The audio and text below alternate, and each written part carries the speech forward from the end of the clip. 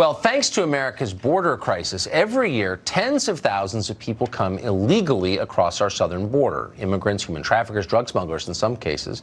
And they come into the desert along the U.S.-Mexico border. The fragile desert ecosystems there are damaged by that. That's been known for a long time. If you cared about the environment, you would care about that. And yet anyone who raises alarms is called names. We don't care because we care about the environment and this country. A member of President Trump's cabinet is here tonight to tell us about what the administration is doing in the face of this crisis. David Bernhardt is the U.S. Secretary of the Interior, and he joins us tonight. Mr. Secretary, thanks so much for coming on. Thanks for having me. So this has been a problem acknowledged by Democrat and Republican administrations for a long time, for decades, and it's a real problem. What is this administration doing to help fix it? Well, the reality is that common sense says when you have tremendous trafficking, ad hoc trails, trash, debris, and fires, you have a lot of damage to native vegetation, wildlife, and to the ecosystem. And so trash, debris, and fires. So we're not allowed to be concerned about that. But if you cared about the environment, that would be a concern, correct? You sure would think so. Indeed. I went down and personally inspected a number of sites on the border.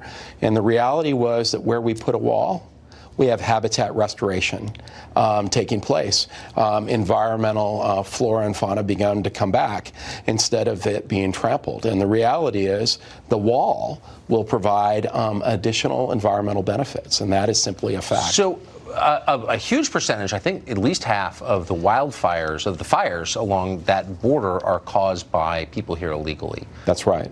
Environmental groups don't say anything about that. They don't. Why don't they?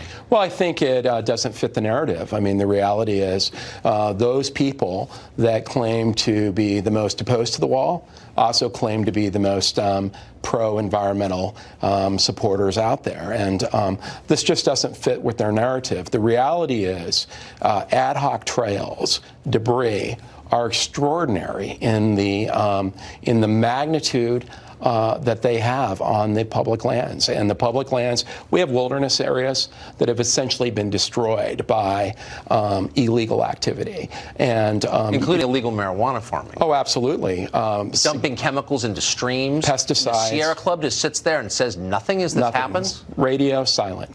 Radio silent. Well, I mean, can you imagine a greater betrayal of their stated charge to protect the environment, to ignore environmental degradation like that? Well, and more importantly, it's something we can actually do something about. I mean, there are a number of environmental issues where you look at and say, well, that would be really hard to solve. Here's one that we can actually have a solution. Lower the number of people coming across, provide the ground some restoration, and get on with it. What do you say to people who say that it's immoral to want to protect the natural landscape of the Southwest United States? Yeah, the reality is I just think they've never been there. Yeah. You know, they so people who live in apartments in Brooklyn lecturing you about the environment doesn't affect you? Is that what you're saying? That's exactly right. That I think the reality is that they have not been on the ground and seen the tremendous devastation, because anybody that has walks away with a recognition that we need to have common sense solutions, solutions that are real, and solutions that will lead to results. And fortunately, we have a president who's willing to say, look, I want to bring the power of government to stop insanity, and we're trying. Yeah. Build a wall for the environment. Exactly. Mr. Secretary, thanks so much for coming on. Thanks a lot for having me. Nice to meet someone who's actually doing something tangible to help the environment.